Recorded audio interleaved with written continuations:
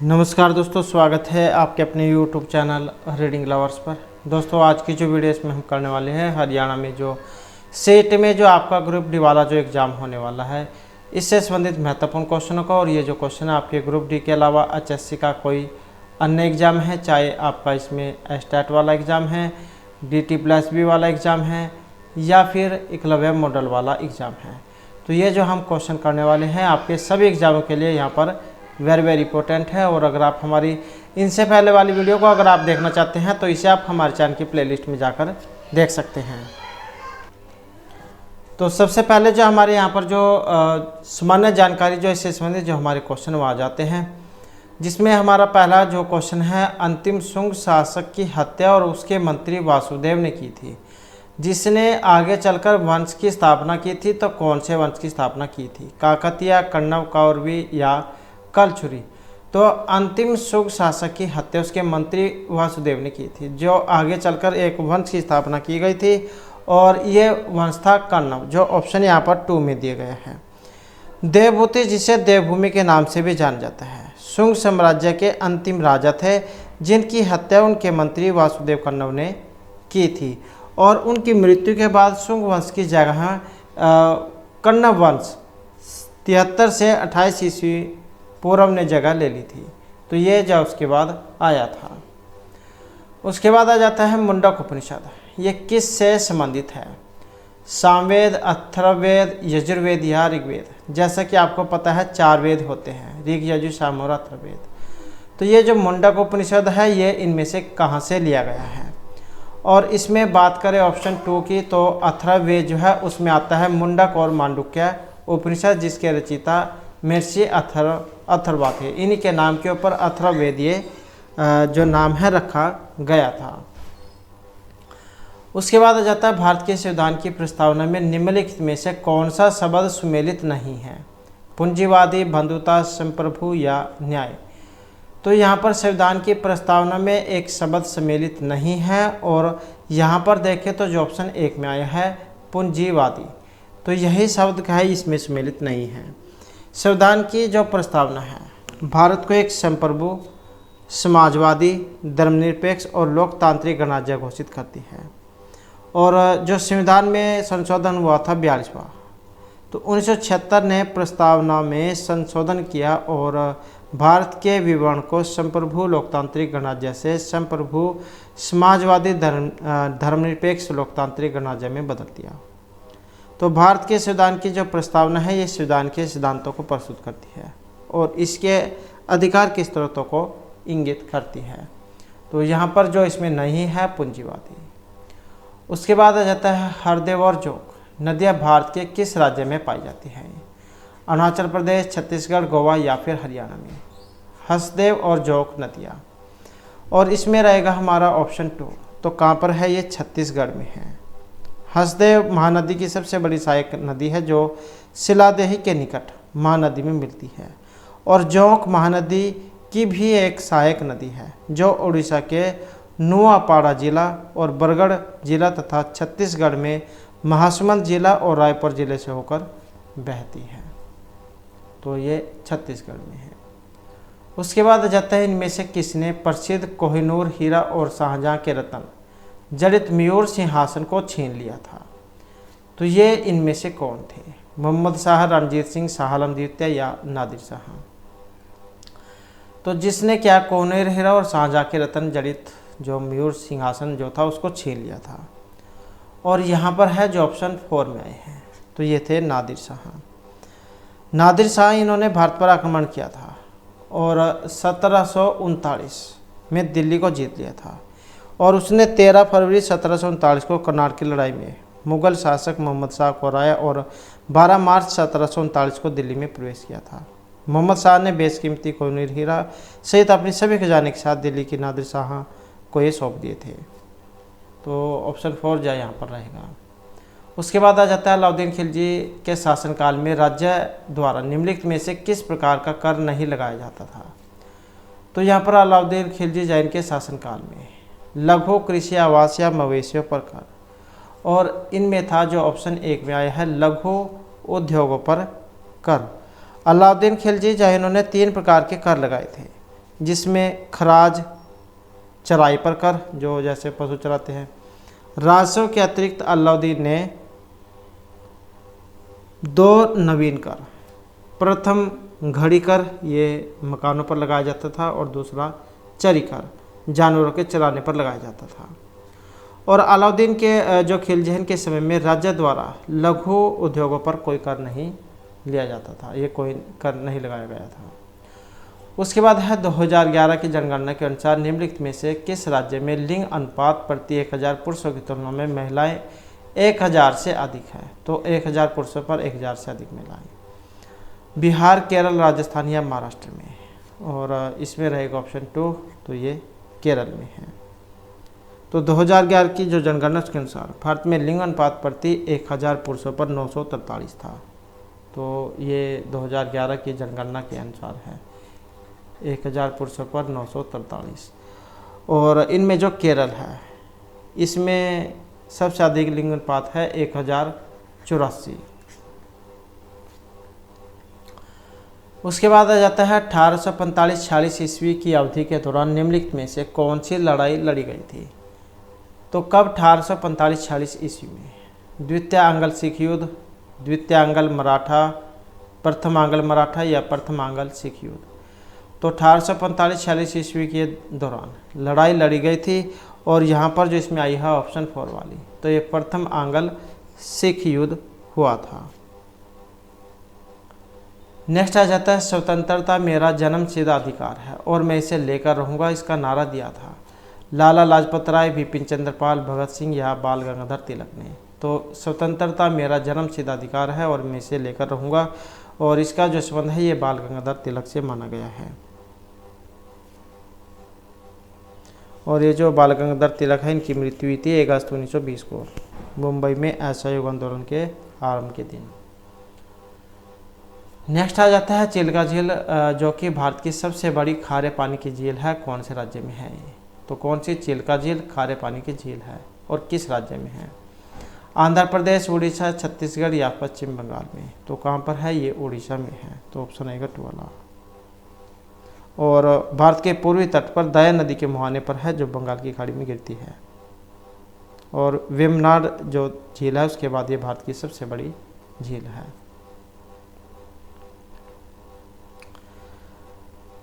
Next आ जाता है निम्नलिखित में कौन सा स्मारक खिलजी राजवंश द्वारा बनवाया गया था? तो कौन सा स्मारक है जो खिलजी राजवंश के द्वारा बनवाया गया था? बड़ा गुंबद, सफरजंग का मकबरा, अलाई दरवाज़ा, शीश गुंबद? तो जो खिलजी राजवंश के द्वारा बनवाया गया था, और जो यहाँ पर ऑप्शन 3 में आया है, तो ये अलाई दरवाज़ा है।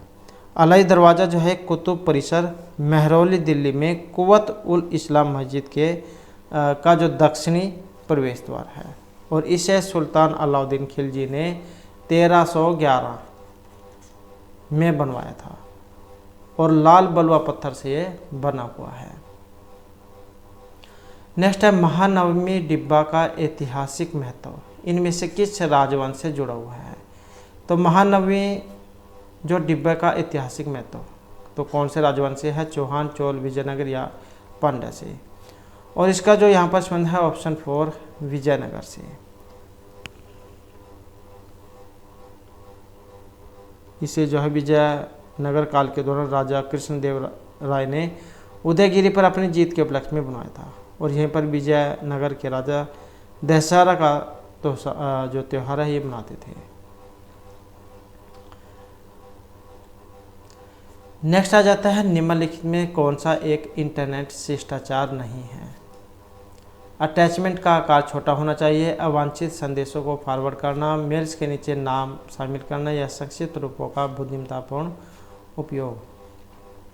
तो एक शिष्टाचार यहाँ पर नहीं है, जो ऑप्शन 2 में आया है, अवांछित संदेशों को फॉरवर्ड करना।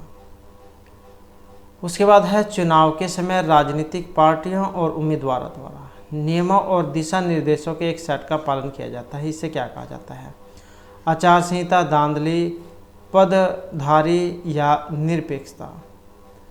तो चुनाव के समय राजनीतिक पार्टी और उम्मीदवारों के द्वारा नियम और दिशा निर्देशों के एक सेट का पालन किया जाता है, और इसको जो कहा गया है तो आचार संहिता इसको कहा जाता है, जो ऑप्शन 1 में आया है कोड ऑफ कंडक्ट। उसके बाद आ जाता है लाल बाल पाल के नाम से परिचित स्वतंत्रता सेनानी क्रमशः किन भारतीय राज्यों से संबंध रखते थे। तो लाल बाल पाल जो है कहाँ के थे, और इनमें देखें तो ऑप्शन रहेगा हमारा 4, तो यहाँ पर जो है 4 रहेगा इसका, पंजाब, महाराष्ट्र और बंगाल। लाला लाजपत राय का संबंध पंजाब से है और इनको पंजाब केसरी कहा जाता है। उसके बाद बाल गंगाधर तिलक, ये इनको लोकमान्य के नाम से जाना जाता है और ये महाराष्ट्र से संबंध रखते हैं। उसके बाद आ जाता है बिपिन चंद्र पाल, इनका संबंध पश्चिम बंगाल से है, तो लाल बाल पाल के नाम से प्रसिद्ध थे। उसके बाद जो हमारा नेक्स्ट क्वेश्चन आ जाता है, तो यहाँ पर जो हमारे जो सामान्य विज्ञान जो है उससे संबंधित हमारे क्वेश्चन आ जाते हैं, जिसमें पहला क्वेश्चन रहेगा एक रेडियो स्टेशन से 30 मीटर बैंड का प्रसारण प्राप्त होता है, इस स्टेशन के द्वारा प्रेषित वाहिक तरंगों की आवृत्ति होगी। तो एक रेडियो स्टेशन से 30 मीटर बैंड का प्रसारण होता है, तो इस स्टेशन के द्वारा प्रेषित वाहन तरंगों की आवृत्ति 10, 100, 10 या 100। तो इसमें जो यहाँ पर माना गया है जो ऑप्शन 3 में आया है, तो 10 मेगाहर्ट्ज जो यहाँ पर ये इसकी आवृत्ति मानी गई है। उसके बाद जो नेक्स्ट आ जाता है फ्यूज जो होता है, इसका सिद्धांत विद्युत का रासायनिक है, यांत्रिक है, उसमें ही यह चुंबकीय प्रभाव है। तो फ्यूज का जो सिद्धांत है और इसे माना गया है विद्युत का उसमें प्रभाव। फ्यूज तार निम्न गलनांक वाले धातु का बना होता है, जिसके कारण अधिक विद्युत धारा के प्रभावित होते ही यह गर्म होकर पिघल जाता है। इलेक्ट्रिक सामानों की सुरक्षा की दृष्टि से यह विशेष उपयोगी है और विद्युत का उसमें प्रभाव इसे माना गया है। उसके बाद आ जाता है हाइड्रोजन से भरा हुआ पॉलीथीन का गुब्बारा पृथ्वी से स्थल की ओर छोड़ा जाता है, तो वायुमंडल में ऊंचाई जाने पर गुब्बारे के अमाप में कमी आएगी, गुब्बारा चपटा होकर चक्रीय प्रकार के आकार में आएगा, गुब्बारे के आवाम में वृद्धि होगी या गुब्बारे का जो अमाप का आकार पहले समान ही रहेगा। तो हाइड्रोजन से भरा हुआ अगर पॉलीथीन का गुब्बारा पृथ्वी स्थल से छोड़ा जाता है, तो यहाँ पर जो इसमें माना गया ऑप्शन 3 वाला, गुब्बारे के माप में वृद्धि होगी।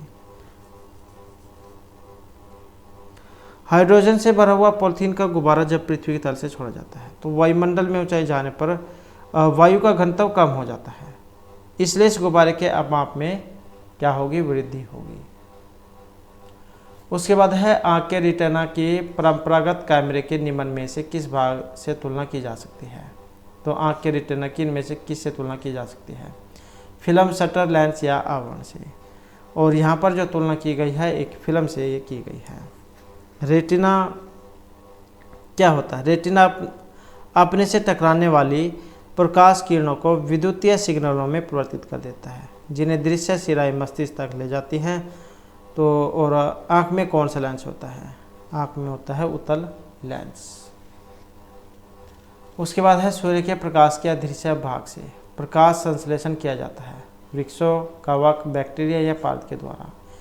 तो सूर्य के प्रकाश के अदृश्य भाग से प्रकाश संश्लेषण किया जाता है और यहाँ पर रहेगा ऑप्शन 3, तो यह है बैक्टीरिया द्वारा। गहरे समुद्र में 400 से 8000 फीट तक की गहराई में पाए जाने वाले जीवाणु जैसे ग्रीन सल्फर बैक्टीरिया अवरक्त विकिरणों के प्रयोग के द्वारा प्रकाश संश्लेषण कर ऊर्जा उत्पन्न करते हैं। तो यहाँ पर जाए ऑप्शन आएगा बैक्टीरिया। नेक्स्ट आ जाता है एक मनुष्य स्थिर नाव से 5 मीटर प्रति सेकंड की चाल से कूदा और नाव 0.5 मीटर प्रति सेकंड की चाल से खिंच गई। तो बताएं कि नाव का जो द्रव्यमान है वह मनुष्य के द्रव्यमान का कितना गुना है, और इसमें रहेगा ऑप्शन 4, तो ये माना गया है 10 गुना। नेक्स्ट है यदि साबुन के 2 भिन्न भिन्न व्यास के बुलबुलों को एक नली के द्वारा एक दूसरे के संपर्क में लाया जाए तो क्या घटित होगा। दोनों बुलबुलों का आकार वही रहेगा, छोटा बुलबुला और छोटा बड़ा वाला बड़ा हो जाएगा। समान आकार प्राप्त करने के लिए छोटा बुलबुला बड़ा व बड़ा बुलबुला छोटा हो जाएगा। दोनों बुलबुले संपर्क में आते ही फट जाएंगे। तो यदि साबुन के दो भिन्न भिन्न व्यास के बुलबुलों को एक नली के द्वारा एक दूसरे के संपर्क में लाया जाए तो इससे क्या होगा? तो ये वही है झाग जैसे होते हैं, साबुन के आपस में उठते हैं, आपने देखे होंगे। जब वे दोनों आपस में मिलते हैं तो क्या होता है? तो यहाँ पर एक ऑप्शन 2 वाला, छोटा बुलबुला और छोटा और बड़े वाला बड़ा हो जाएगा। किसी बुलबुले का आकार उसमें भरी गैस के दबाव और पानी की फिल्म की त्रिज्या तथा मोटाई पर निर्भर करता है। छोटे बुलबुले में गैस का दाब बड़े बुलबुले की अपेक्षा अधिक होगा, इसलिए नली में एक दूसरे के संपर्क में ला जाने पर छोटा बुलबुला और छोटा जबकि बड़ा बुलबुला और बड़ा हो जाएगा।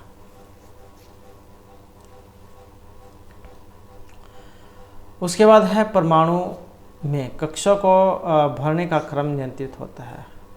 ऑफ बाउ सिद्धांत द्वारा, हाइजेनबर्ग के अनिश्चितता के सिद्धांत द्वारा, हुंड के द्वारा या पाउली के अपवर्जन सिद्धांत के द्वारा। तो परमाणु में कक्षों को भरने का क्रम नियंत्रित होता है और इसमें देखें तो ऑप्शन रहेगा हमारा एक वाला, ऑफ बाउ सिद्धांत के द्वारा। ऑफ बाउ कौन है? ये एक ऑफ बाउ जो एक जर्मन शब्द है जिसका मतलब होता है निर्माण करना, और यह नियम तत्वों के इलेक्ट्रॉनिक विन्यास लिखने की एक आसान विधि प्रदान करता है। और इसके अनुसार इलेक्ट्रॉन सर्वप्रथम निम्न ऊर्जा स्तर में जाता है, उसके बाद ऊर्जा के बढ़ते हुए क्रम में इलेक्ट्रॉन प्रवेश करते हैं। नेक्स्ट है ऊंचाई की जगहों पर पानी 100 सेंटीग्रेड नीचे के तापमान पर क्यों उबलता है? ऊंचाई में जाने पर क्योंकि वायुमंडलीय दबाव कम हो जाता है, इसलिए उबलने का बिंदु नीचे आ जाता है। क्योंकि गुरुत्वाकर्षण कम होता है, पर्वत और पानी हवा के कारण होता है, या इनमें से कोई सा भी नहीं। तो इसका यहाँ पर कारण क्या है? और इसका जो कारण है ऑप्शन 1 में है, क्योंकि वायुमंडलीय दबाव कम हो जाता है इसलिए उबलने का बिंदु नीचे आ जाता है।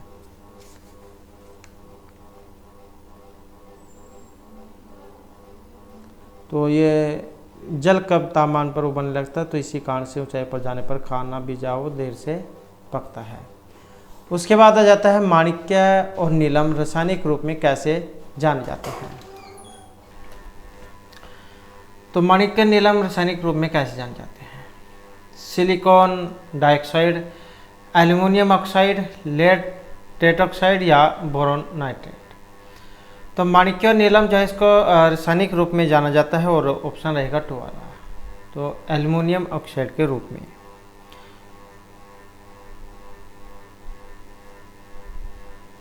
उसके बाद आ जाता है पारा धातु मिश्रण है। अति रंगीन मिश्र धातु, कार्बन युक्त मिश्र धातु, पारद युक्त मिश्र धातु या अपघर्षण के लिए प्रतिरोधक वाला मिश्र धातु। तो पारा धातु जो यहाँ पर इसमें माना गया है ऑप्शन रहेगा 3 वाला, तो पारा धातु ये मिश्र धातु मानी गई है। जब पारा किसी धातु से मिलकर मिश्र धातु बनाता है तो उसे अमलगम कहा जाता है। सुनने में आपको अलग सा लग सकता है। तो पारा जब किसी धातु से मिलकर मिश्र धातु बनाएगा तो उसे अमलगम कहा जाएगा, अमलगम। और चांदी के बाद पारद मिश्रण को दांत के छेदों में भरा जाता है और पारा एकमात्र द्रव धातु है। उसके बाद है गहरे समुद्र के गोताखोर निम्न में से किस गैस मिश्रण का उपयोग करते हैं? Helium oxygen, helium nitrogen, oxygen acetylene या ऑक्सीजन हाइड्रोजन का। तो पानी के अंदर जो गोताखोर गोता लगाते हैं वस्तुओं को खोज करने के लिए, तो उसमें जो गैस होती है इसमें रहेगा ऑप्शन 1 वाला हीलियम और ऑक्सीजन, इनका उसमें मिश्रण होता है। तो हीलियम और ऑक्सीजन का मिश्रण गहरे समुद्र में गोताखोर जो होते हैं उनके द्वारा वायु के स्थान पर सांस लेने के लिए प्रयोग किया जाता है, क्योंकि अधिक दाब पर हीलियम रक्त में कम विलय होती है। हालांकि विभिन्न परिस्थितियों में गोताखोरों द्वारा ऑक्सीजन तथा नाइट्रोजन या ऑक्सीजन नाइट्रोजन तथा हीलियम का भी उपयोग किया जाता है। उसके बाद है विभिन्न संस्कृतियों के वैज्ञानिक विवरण के तुलनात्मक अध्ययन को कहते हैं। विभिन्न संस्कृतियों के वैज्ञानिक विवरण के तुलनात्मक अध्ययन को एथनोलॉजी, इथोनोग्राफी, एथिक्स या इथोलॉजी।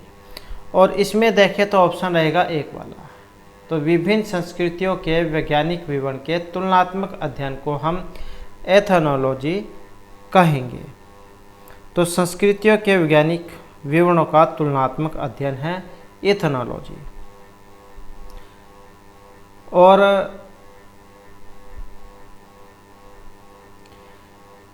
ये जो इथनोग्राफी है यह किसी विशिष्ट संस्कृति का अध्ययन, और इथोलॉजी मानव सहित सभी जंतुओं के व्यवहार का अध्ययन। तो मानव सहित सभी जंतुओं के व्यवहार का अध्ययन।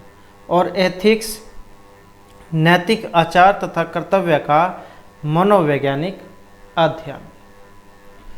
उसके बाद है निम्न में से किस हार्मोन में आयोडीन मिली होती है?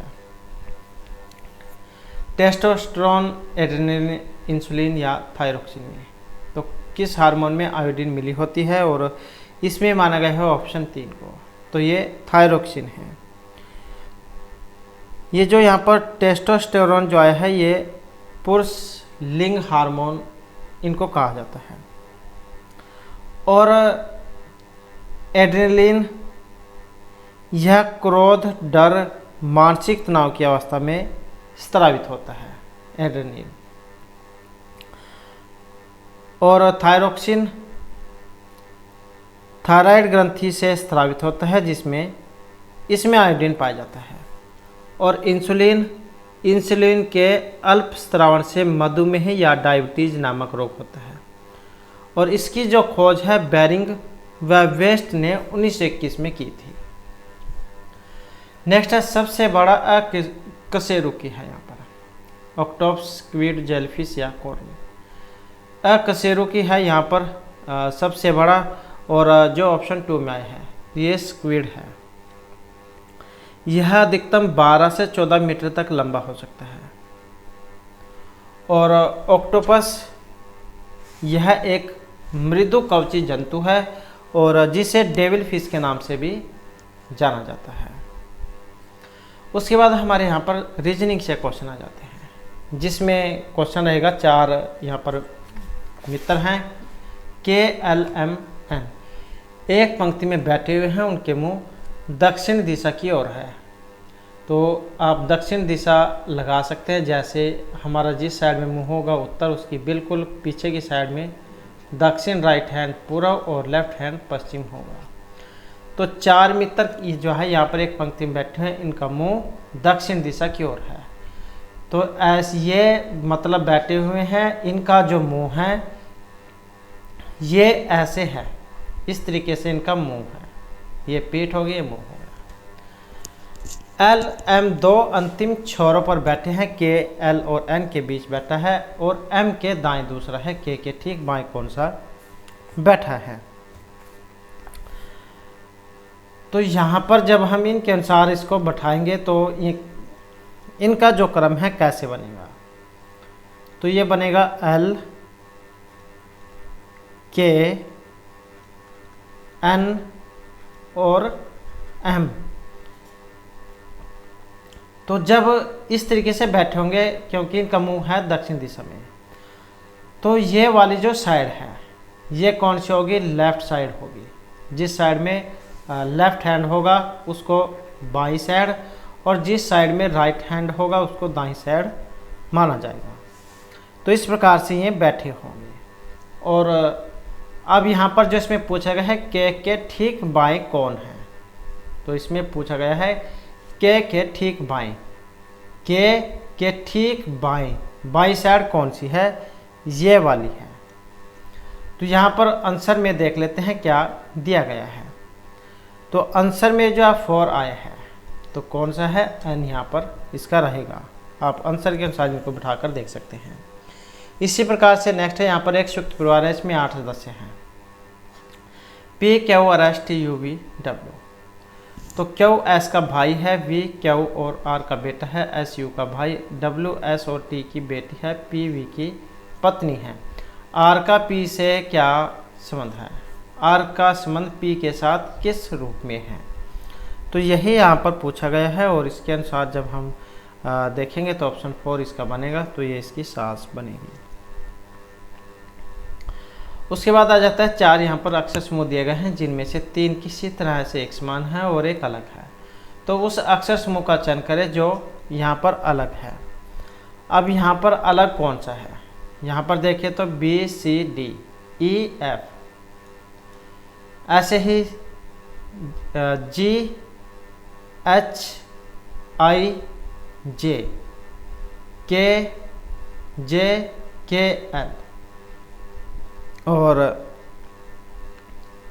T U V W X M N O P Q R S T.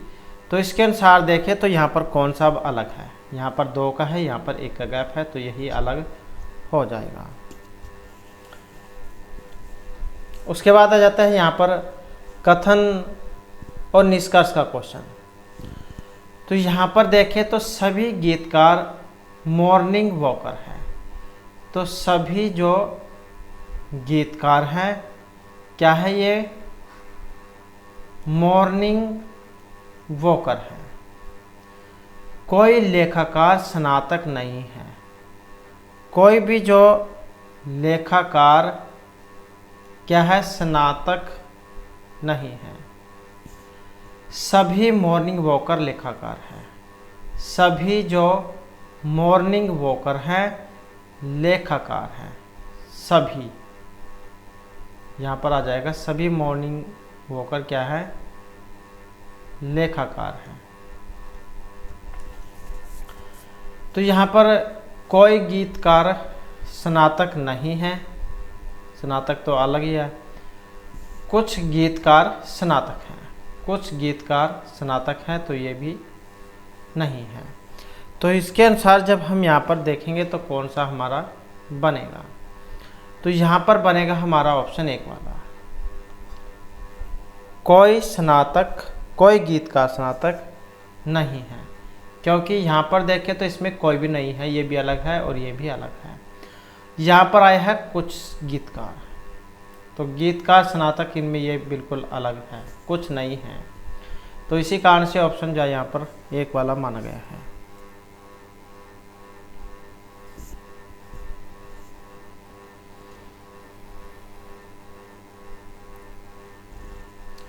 उसके बाद आ जाता है जब दर्पण को निम्न अंकित चित्र के अनुसार एक्स वाई पर रखा जाता है तो दिए गए संयोजन का सही दर्पण प्रतिबिंब ज्ञात करें। जैसे एक शीशा होता है, शीशे के सामने जब आप खड़े होते हैं तो उसकी जो आकृति है वो बिल्कुल उलट जाती है। तो जैसे यहाँ पर कुछ अक्षर दिए गए हैं, इनको हम शीशे के सामने रखते हैं, ये शीशा है, तब इनका क्रम किस प्रकार का बनेगा। तो इनका जो यहाँ पर क्रम होगा तो किस प्रकार से बनेगा, क्योंकि ये क्या है, बिल्कुल उलट हो जाती है। ये वाली इस साइड में हो जाती है, जैसे सीधा है ये उल्टी आकृति बनती है शीशे के सामने। जल में अलग होती है, तो सारे प्रतिबिंब जो है वो अलग अलग है।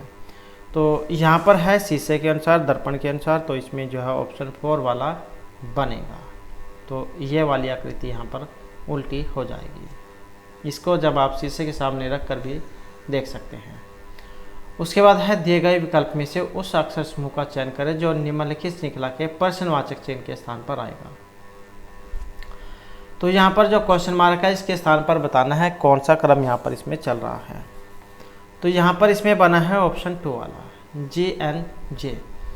तो यहाँ पर क्रम कौन सा है,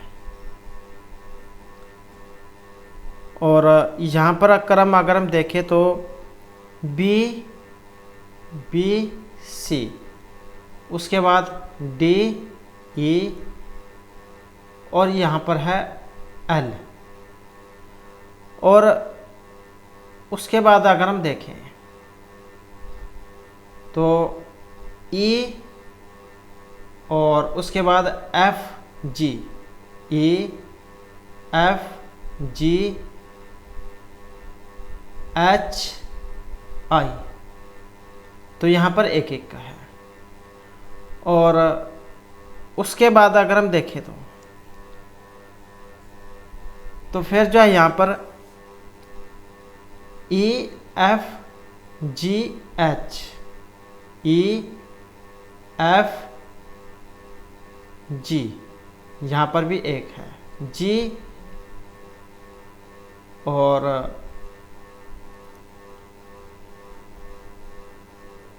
यहाँ पर जो इसमें ये वाला है, क्योंकि एक ही है H, उसके बाद यहाँ पर E F G और G के बाद यहाँ पर H होगा।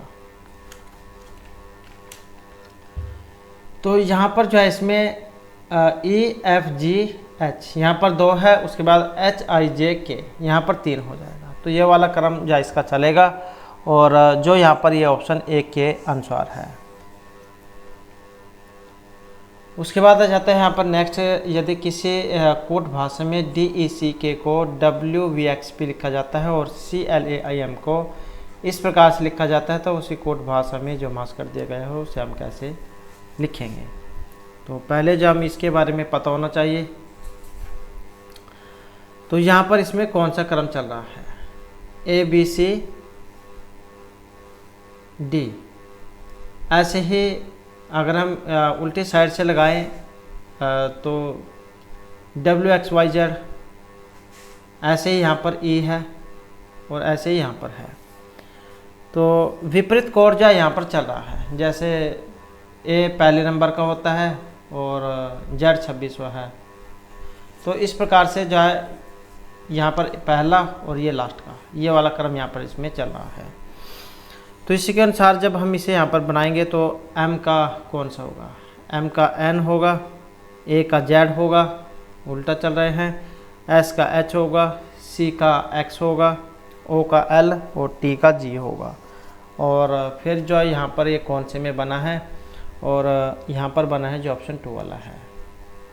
तो ये क्रम चल रहा है, यहाँ पर आप इसको बनाकर देख सकते हैं। उसके बाद है उस विकल्प का चयन करें जो तीसरे अक्षर समूह से उसी प्रकार संबंधित है जिस प्रकार दूसरा अक्षर समूह पहले अक्षर समूह से संबंधित है। तो यहाँ पर भी क्रम बताना है कि कौन सा वाला कल चल रहा है। तो यहाँ पर देखें तो GPHT, KTLH, SDFG, यहाँ पर देखें तो G से और K के बीच में 4 अक्षर का अंतर है, 4 अक्षर का गैप है यहाँ से यहाँ तक। ऐसे ही P से जो ये T है, तो कहने करती है यहाँ पर इनमें 4 जो अक्षर है उसका अंतर है। तो इसी प्रकार से जब हम यहाँ पर भी इसमें 4 अक्षर का अंतर लगाएंगे तो यहाँ पर WHJK आएगा जो ऑप्शन 4 में दिया गया है। उसके बाद आ जाता है उस विकल्प का चयन करें जिसमें दी गई संख्याओं के बीच वही संबंध है जो दिए गए समुच्चय की संख्याओं के बीच में है। तो जैसे 145, 5 और 29 दिया गया है, इनका कौन सा क्रम यहाँ पर चल रहा है। यहाँ पर अगर हम देखें तो अगर हम इसकी गुणा करें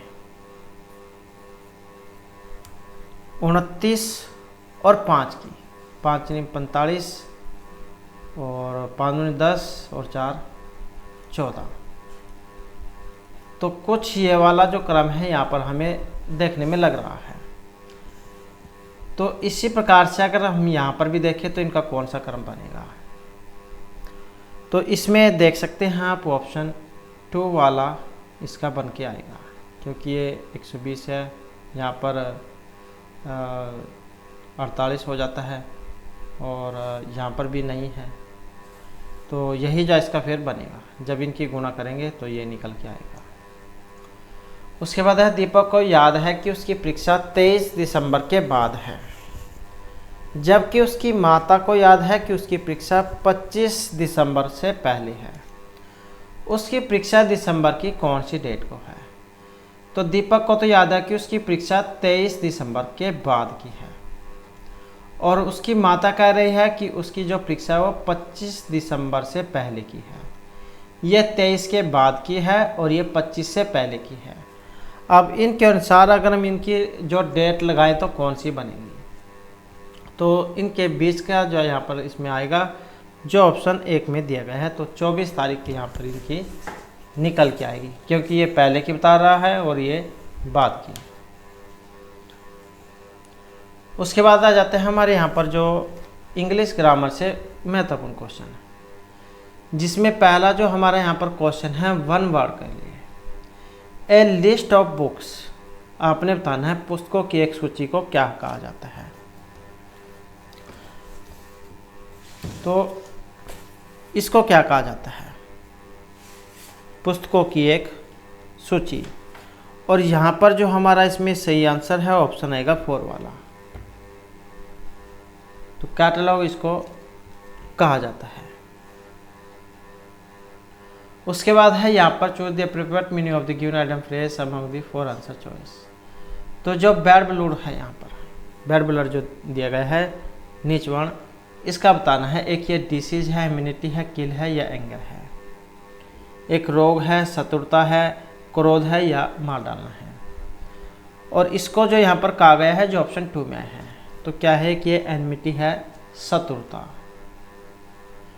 उसके बाद आ जाता है the poet and philosopher dead. Is, are, have या हैज। तो यहां पर इसमें क्या आएगा, कवि और दार्शनिक मृत हैं। तो यहां पर जो इसमें आएगा ऑप्शन ए वाला, the poet and philosopher is dead. Next है group of 4 words are given, each group 1 word is correct, find the word. तो सही जो आपने बताना है इसमें कौन सा है। और यहाँ पर जो इसमें सही माना गया है ऑप्शन आएगा 4 वाला। इसको कह देते हैं पुलसेनिमस। उसके बाद है यहाँ पर अपोजिट व विपरीतार्थक। तो जो नॉलेज है, ज्ञान का उल्टा बताना है क्या होता है। और इसका जो रहेगा ऑप्शन 2 वाला, इग्नोरेंस, या इसको कह देते हैं ज्ञान का अज्ञान, क्योंकि फॉली जो है यहाँ पर ये मूर्खता से है। ब्लश जो है ये आनंद को कह देते हैं, और ब्लाइंडनेस जो अंधापन होता है। तो ज्ञान का अज्ञान। उसके बाद आ जाता है यहाँ पर इसका समानार्थक सिनोनिम्स, इन्फिनेटिव बताना है। और ये कह देते हैं अनंत, जो जिसका कोई अंत ना हो, अनंत। तो इसका यहाँ पर कौन सा बनेगा, और इसका बनेगा यहाँ पर जो ऑप्शन 2 में है, जिसे कह देते हैं लिमिटलेस, जिसकी कोई सीमा न हो। क्योंकि पहला जो ऑप्शन है इसका मतलब होता है बाधा, दूसरा जो यहाँ पर असीम से है, और तीसरा जो है ये इसको भी बाधा ही कह देते हैं, और चौथा ये सिट्री जो होता है। तो इसका मतलब है इन्फिनिटी, जो अनंत, मतलब जिसकी कोई सीमा ना हो, असीम। उसके बाद है fill in the blanks with the most stable option, child should learn to read and write. तो यहाँ पर जो है इसमें क्या आएगा, और यहाँ पर देखें तो इसमें कौन सा आएगा, और जो ऑप्शन है 2 में, every child should learn to read and write. प्रत्येक जो बच्चा है उसको लिखना और पढ़ना चाहिए। उसके बाद है can I ask your do you think TV violence is harmful.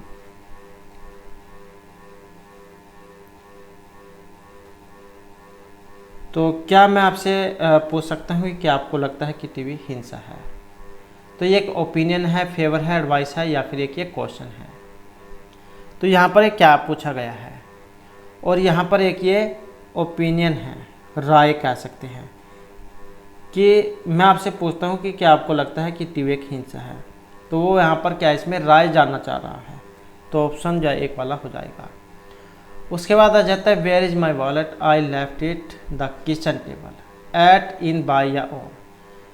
तो मेरा जो पर्स है कहाँ है, और I left it the kitchen table, वो जो किचन की जो टेबल है उस पर मैं भूल गया हूँ। मेरा जो पर्स है कहाँ है, मैंने इसे रसोई की मेज़ पर छोड़ दिया है। तो यहाँ पर इसमें क्या आएगा, और ऑप्शन आएगा 3 वाला, ऑन दी किचन टेबल, क्योंकि जो टेबल है उसके ऊपर है। तो क्या आएगा on the kitchen table. Next है out of the 4 alternative choose the one which can be substitute for the given word sentence. That which can not be here,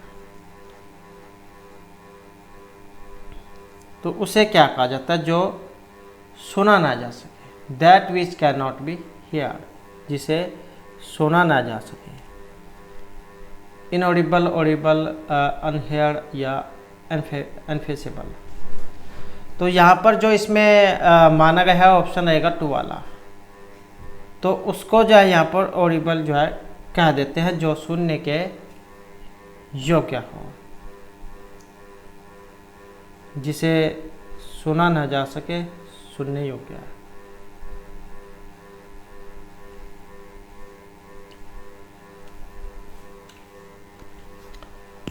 तो यहाँ पर जो जिसे सुना ना जा सके उसे अनऑडिबल जो हम कहेंगे, तो उसका जो है ये ऑप्शन 1 जो है ये हो जाएगा। उसके बाद जो हमारा नेक्स्ट है, यहाँ पर choose the correct alternative. The meeting was presided by the prime minister, तो यह आपने बताना है, जिसकी अध्यक्षता जो है प्रधानमंत्री द्वारा की गई हो। ऑन, अपॉन, अप या ओवर, और यहाँ पर देखें तो इसमें माना गया है 4 वाला, तो इसे क्या देते हैं ओवर। उसके बाद है he dash his camera on the railway, let, lay light, और यहाँ पर रहेगा ऑप्शन 1 वाला, तो यह है लेट। उसने अपने कैमरा जो है वो रेलवे पर लगाया।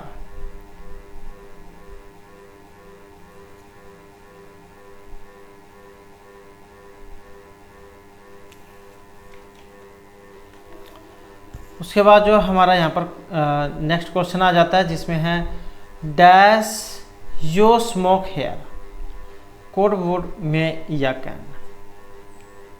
तो यू स्मोक हेयर, तुम यहाँ धूम्रपान करते हो या कर सकते हो। तो यहाँ पर जो इसमें आएगा ऑप्शन ए वाला, कुड यू स्मोक हेयर, क्या तुम यहाँ धूम्रपान कर सकते हो। उसके बाद है select the sentence that is grammatically correct, तो व्याकरण की दृष्टि से जो यहाँ पर सही है वही बताना है। और यहाँ पर इसमें देखें तो ऑप्शन 2 को माना गया है, one of our cats has disappeared, हमारी एक बिल्ली गायब हो गई है। One of our cats has disappeared. उसके बाद hardly had he left the house then message came, तो यहाँ पर भी सेम वैसे ही है। यहाँ पर इसमें बताना है तो ऑप्शन कौन सा रहेगा, 3 वाला, hardly had he left the house when the message came, तो यही जा यहाँ पर इसका आएगा जो ऑप्शन 3 में दिया गया है।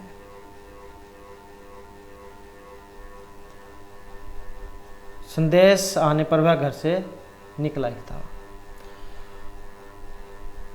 उसके बाद जो हमारे यहाँ पर जो हिंदी जो है इससे हमारे क्वेश्चन आ जाते हैं, जिसमें हमारा यहाँ पर जो पहला क्वेश्चन रहेगा, निम्नलिखित वाक्यों में कौन सा संदिग्ध भूतकाल का उदाहरण है। मैं सामान वहीं रखा था, मैंने वहीं सामान रखा था, मैंने सामान वहीं रखा था, मैंने वहीं सामान रखा होगा। तो यहाँ पर संदिग्धता बतानी है, और यहाँ पर जो इनमें संदिग्धता जो हमें दिख रही है जो ऑप्शन 4 वाला है, मैंने वहीं सामान रखा होगा, क्योंकि यहाँ पर पूरा भरोसा नहीं है कि मैंने वहीं सामान रखा है या नहीं रखा है। तो ये क्या है, संशय में है बात, संदिग्धता है।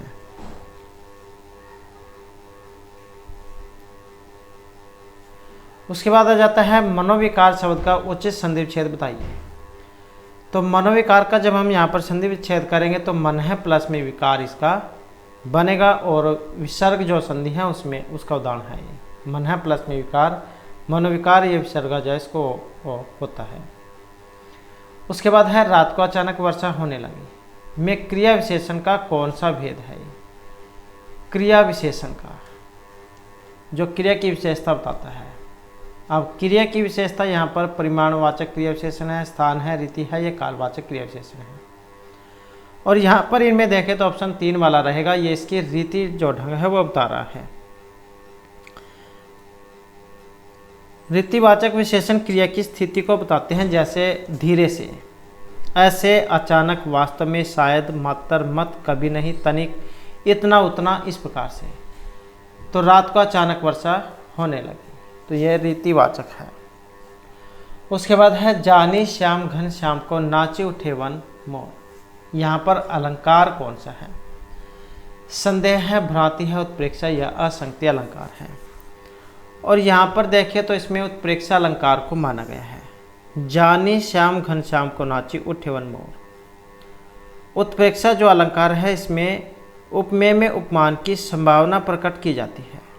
मानो, जानो, इस प्रकार के जो शब्द हो आपको देखने को मिल सकते हैं उत्प्रेक्षा अलंकार में, तो यही इसकी पहचान है। उसके बाद है राष्ट्र की डैश में ही देशवासियों की नीत है, तो इनमें से फील करना है और इसमें रहेगा ऑप्शन 3 वाला। राष्ट्र की प्रगति में ही देशवासियों की उन्नति निहित है। उसके बाद है तरंग शब्द का सही समानार्थी आपने बताना है, इसका चयन करना है। तो ये जो यहाँ पर आया है, तुरंग, अटवी, उर्मी या के की, और इसका रहेगा ऑप्शन 4 वाला, तो ये उर्मी है। तरंग जो है इसको लहर भी कह देते हैं, हिलोरे भी कह देते हैं, वीची भी कह देते हैं, वेग भी कह देते हैं और प्रवाह भी कह देते हैं। उसके बाद जो नेक्स्ट है, निम्नलिखित वाक्यों में से शुद्ध वाक्य का चयन कीजिए। जो शुद्ध है वही आपने बताना है।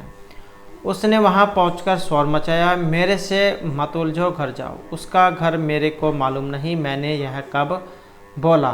तो यहाँ पर जो शुद्ध वाक्य है वही आपने बताना है। और शुद्ध है यहाँ पर 4 वाला कि मैंने यह कब बोला, जबकि अन्य में जो यहाँ पर कुछ न कुछ त्रुटि रही है। उसके बाद है आनाकानी करना। मुहावरे का यहाँ पर अर्थ क्या है? मना करना, टाल मटोल करना, बुराई करना या इधर उधर करना। आनाकानी करना कई बार क्या है, जब आप अपने मित्र से कोई काम कहते हैं तो वो क्या है, उसको करने की बजाय उसमें कुछ नुक्स या कुछ आनाकानी करने लग जाता है कि मुझे वहाँ जाना है, मुझे टाइम नहीं है, ये करना है, वो करना है। तो कहने का मतलब है जब उस किसी को काम नहीं करना हो तो आनाकानी करने लग जाता है, और इसी को कह देते हैं टाल मटोल करना। या जैसे आपने किसी से, अपने फ्रेंड से कोई बाइक है या कोई सामान है वो मांगना है, तो वो 70 बानी जा उस पर बनाने लग जाएगा, उसे कह देते हैं आनाकानी करना। उसके बाद है बहुत सुस्ती से काम करना। इसका मुहावरा कौन सा बनेगा? कौवा चले हंस की चाल, अपनी चाल भूल गया। चोरी का माल मोरी में, 9 दिन चले 2.5 कोस। चमड़ी जाए पर दमड़ी न जाए। बहुत सुस्ती से काम करना। और इसका जो यहाँ पर इसमें माना गया है, जो ऑप्शन 3 में है, 9 दिन चले 2.5 कोस। ये उसके लिए कई बार कह देते हैं, जैसे कोई दिहाड़ी मिहनती पर किसी को बुलाया जाता है काम करने के लिए, और उसकी अगर कोई जैसे दैनिक मजदूरी है, या आज के समय में तो आप उससे भी लगा सकते हैं, जैसे कोई सरकारी काम है, कोई कराने के लिए चल जाता है, तो उसमें यही नहीं पता है कितने दिन लग जाए, लेकिन उसी काम को जब आप किसी प्राइवेट कंपनी के पास जाते हैं तो वो जल्दी हो जाता है, या ले दे के करते हैं तब वो जल्दी हो जाता है। तो बात इसमें वही है जो सुस्ती से काम करने का अर्थ है 9 दिन चले 2.5 कोस, मतलब बहुत ही आलसीपन में बहुत ही धीमा काम होना। नेक्स्ट है आयात किस शब्द का विपरीतार्थक है? आगमन, निगमन, निर्यात या आयात का। आयात मतलब हम मंगवाना कह देते हैं जिसको, और इसका उल्टा होता है निर्यात करना। आयात किस चीज़ को मंगवाना बाहर से, और निर्यात जो हम एक्सपोर्ट कर रहे हैं बाहर, तो निर्यात। आयात, निर्यात, आगमन, प्रस्थान, ये रेलवे में आपने पढ़ा होगा, आगमन, प्रस्थान। नेक्स्ट है यहाँ पर हरियाणा जीके, जिसमें पहला क्वेश्चन है किस वर्ष तक हरियाणा के प्रत्येक जिले में कांग्रेस की स्थापना हो चुकी थी? 1901, 7, 9 या 1911 में। और इसमें देखें तो ऑप्शन 2 को माना गया है, तो ये था 1907। ये जो भारतीय राष्ट्रीय कांग्रेस जो है इसकी स्थापना जो है 28 दिसंबर 1885 को बम्बई के गोकुलदास तेजपाल संस्कृत कॉलेज के भवन में की गई थी और इसके जो संस्थापक है एओ हयूम थे और इसके प्रथम अध्यक्ष थे वह महेश चंद्र बनर्जी और उस समय जो है भारतीय राष्ट्रीय कांग्रेस में 72 सदस्य थे। उसके बाद आ जाता है निम्न में से कौन सा सगुन भाई बहन से संबंधित है? छठे, दसोटन, खोड़िया या फिर सीधा। सगुन भाई बहन से संबंधित है और यहाँ पर जो इसमें माना गया है ऑप्शन 4 वाला, तो ये सीधा है। नेक्स्ट है 1526 ईस्वी में बाबर और इब्राहिम लोदी के बीच युद्ध हुआ था, तो ये कौन से स्थान पर हुआ था? झज्जर, रोहतक, कुरुक्षेत्र या फिर पानीपत में? 1526 में। और 1526 में जो युद्ध हुआ है तो इसमें रहेगा 4, तो ये पानीपत का युद्ध हुआ था पहला 1526 में, फिर 56 में हुआ था, फिर 1761 में हुआ था। तो ये 3 लड़ाइयाँ जो है पानीपत में हुई थी। और 1526 में काबुल के तैमूरी शासक बाबर की सेना ने दिल्ली के सुल्तान इब्राहिम लोदी की एक ज़्यादा बड़ी सेना को युद्ध में परास्त किया था और यह जो युद्ध है 21 अप्रैल 1526 को पानीपत में हुआ था। पानीपत का वह स्थान जहाँ 12वीं शताब्दी के बाद से उत्तर भारत पर नियंत्रण को लेकर कई निर्णायक लड़ाइयाँ लड़ी गई हैं, जो 56 या फिर 61 में हुई थी। उसके बाद है उपमंडल का प्रशासनिक अधिकारी होता है पीडीएम, एसडीएम, उपमंडल या कोई सा नहीं, तो उपमंडल का प्रशासनिक अधिकारी और यहाँ पर माना गया है ऑप्शन 1 पीडीएम को। नेक्स्ट आ जाता है संपूर्ण हरियाणा में मनरेगा का विस्तार किया गया था। 1 जनवरी 2008, 9, 10 ये इनमें से किसी में भी नहीं और इसमें रहेगा ऑप्शन 4 किसी में भी नहीं। तो मनरेगा जो है इसका क्रियान्वयन ग्रामीण विकास मंत्रालय के द्वारा किया जाता है और इस अधिनियम के तहत प्रत्येक ग्रामीण परिवार को 100 दिन का रोजगार दिया जाता था और इस योजना को अप्रैल 2008 में लागू किया गया था। कब? अप्रैल 2008 में। उसके बाद है अरावली परियोजना वर्ष 1990 के अंतर्गत कुल कितने गांव में पौधारोपण किए जाने का लक्ष्य रखा गया था? कौन सी अरावली जो परियोजना है इसके तहत? 293, 923, 463 या इनमें से कोई सा नहीं। और यहाँ पर देखें तो ऑप्शन रहेगा 1 वाला, तो ये था 293। उसके बाद है राज्य का जो महेंद्रगढ़ जिला है कि किस स्थान पर एक वीर्य बैंक स्थित है जहाँ पर तरल नाइट्रोजन प्लांट लगा हुआ है? अटेली, नारनौल, महेंद्रगढ़ या नागर चौधरी में? तो कहाँ पर? महेंद्रगढ़ जिले का। और यहाँ पर इसमें रहेगा ऑप्शन 2, तो ये नारनौल स्थान पर है। नेक्स्ट आ जाता है महात्मा गांधी तापीय विद्युत परियोजना की कुल उत्पादन क्षमता कितनी है? और यह है 1320 मेगावाट। और कहाँ पर है ये? तो झज्जर में है। नेक्स्ट आ जाता है किस योजना का मुख्य उद्देश्य अंग्रेजी भाषा एवं इसके प्रयोग हेतु शिक्षा प्रदान करना है? इंग्लिश एजुसेट, राजीव गांधी या कोई सब नहीं। अंग्रेजी भाषा एवं उसके प्रयोग हेतु शिक्षा प्रदान करना ये लक्ष्य था। ये जो योजना है ये जो इसमें ऑप्शन 1 में ही है, इंग्लिश लैब। उसके बाद है कौन सी नदी ताजेवाला के उत्तर में कलेसर के समीप हरियाणा के यमुनानगर जिले में हरियाणा की सीमा में प्रवेश करती है? घग्गर, यमुना, सरस्वती या फिर साहिबी? तो कौन सी नदी है जो ताजेवाला के उत्तर में कलेसर के समीप हरियाणा के यमुनानगर जिले में सीमा में प्रवेश करती है? और यहाँ पर देखें तो ऑप्शन है ये 3 वाला, तो ये यमुना है। और यमुना नदी यमुनानगर, करनाल, पानीपत, सोनीपत, फरीदाबाद जिलों को स्पर्श करती है, मतलब इनके साथ सीमा बनाती है। नेक्स्ट है पिंजौर पंचकुला शहर के राष्ट्रीय राजमार्ग की संख्या 21 है, 22, 71 या कोई नहीं है? पिंजौर पंचकुला शहर के राष्ट्रीय राजमार्ग संख्या, और यह है 21A।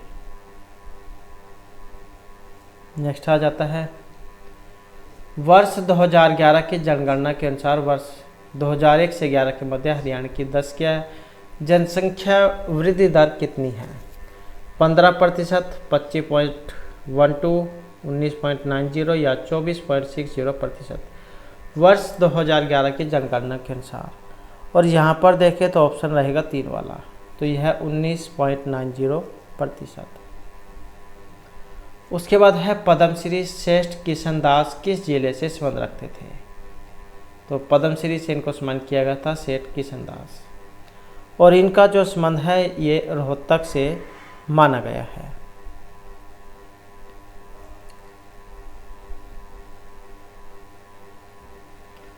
नेक्स्ट आ जाता है भीम पुरस्कार प्रतिवर्ष कितने खिलाड़ियों को दिया जाता है? 10, 8, 5 या 2 को।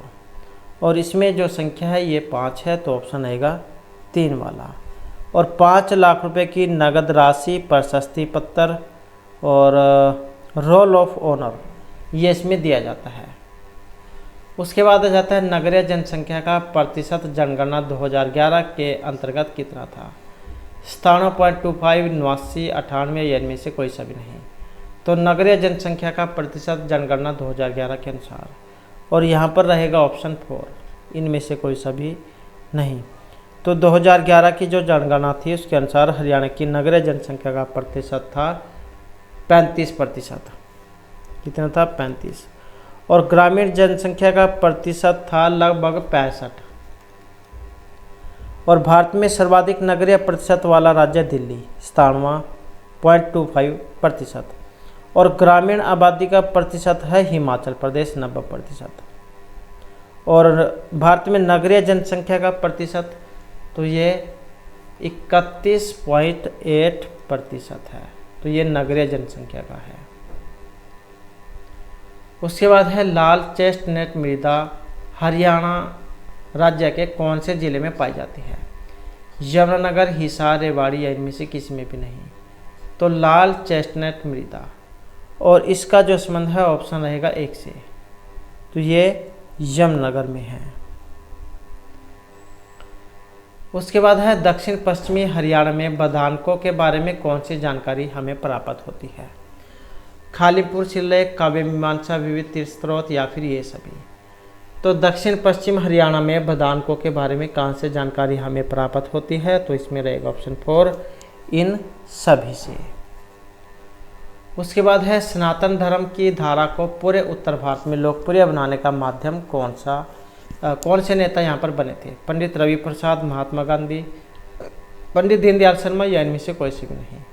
और इनमें देखें तो ऑप्शन है 3 वाला, तो ये थे पंडित दीनदयाल शर्मा। उसके बाद है निम्न में से कौन सा जेवर पुरुष नहीं पहनते हैं?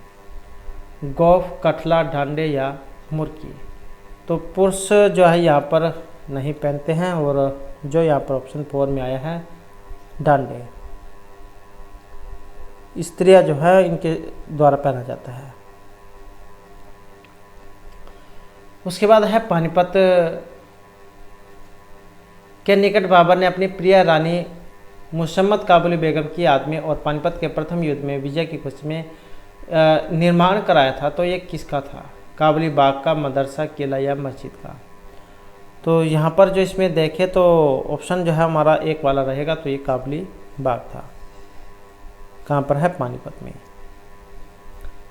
उसके बाद आ जाता है हरियाणा प्रदेश में एक सदनीय विधानमंडल अर्थात विधानसभा है, और इसके सदस्यों की संख्या कितनी है? तो एग्ज़ाम है, किसी भी तरीके से आ सकता है।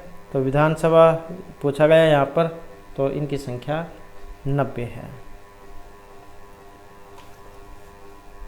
नेक्स्ट आ जाता है राज्य में महिलाओं की आर्थिक स्थिति सुदृढ़ करने के लिए केंद्र सरकार के द्वारा कौन सी परियोजना शुरू की गई है? पशु चिकित्सा परियोजना, पशु औषधालय परियोजना, हरियाणा महिला डेयरी परियोजना या कोई सी नहीं। तो राज्य में महिलाओं की आर्थिक स्थिति सुदृढ़ करने के लिए, और यहाँ पर इसमें रहेगा ऑप्शन 4 वाला, तो ये कोई सी भी इनमें नहीं है। तो यहाँ पर चलाई गई थी लाडमी लक्ष्मी योजना, सखी रिचार्ज कूपन योजना, फेयर प्ले छात्रवृत्ति योजना, सखी योजना, मातृत्व लाभ योजना, मुफ्त सिलाई मशीन योजना। नेक्स्ट आ जाता है सुमेलित करने का। सूची 1 को 2 के साथ आपने मिलान करना है। मिलान करने में हमारा जो आंसर है ऑप्शन 4 वाला बनेगा। 1 2 3 4 मतलब इसकी बिल्कुल विपरीत है। तो देख लेते हैं, जैसे फिशेंट प्रजनन केंद्र कहाँ पर है, तो ये मोरनी में हो गया। मोरनी कहाँ पर है, ये पंचकुला में है। रेड जंगल फाउन प्रजनन केंद्र कहाँ पर है, ये पिंजौर में है। मगरमच्छ प्रजनन केंद्र भोर सैदान ये कुरुक्षेत्र में है। चिंकारा प्रजनन केंद्र केरू भिवानी में है। उसके बाद है हरियाणा में नीलोखेड़ी के अतिरिक्त इनमें से किस स्थान पर पोल्ट्री का प्रशिक्षण दिया जाता है, अम्बाला, करनाल, कैथल या हिसार। तो नीलोखेड़ी के अतिरिक्त जो पोल्ट्री फार्म का प्रशिक्षण दिया जाता है, और इसमें जो सी आंसर है ऑप्शन 2 वाला रहेगा, तो ये करनाल है। तो इस प्रकार से जो हमारी आज की क्लास और ये महत्वपूर्ण क्वेश्चन थे, और नेक्स्ट वीडियो इसमें आपके लिए नए जो महत्वपूर्ण क्वेश्चन है वो लेकर आएंगे। और हमारे साथ अंत बनाने के लिए धन्यवाद।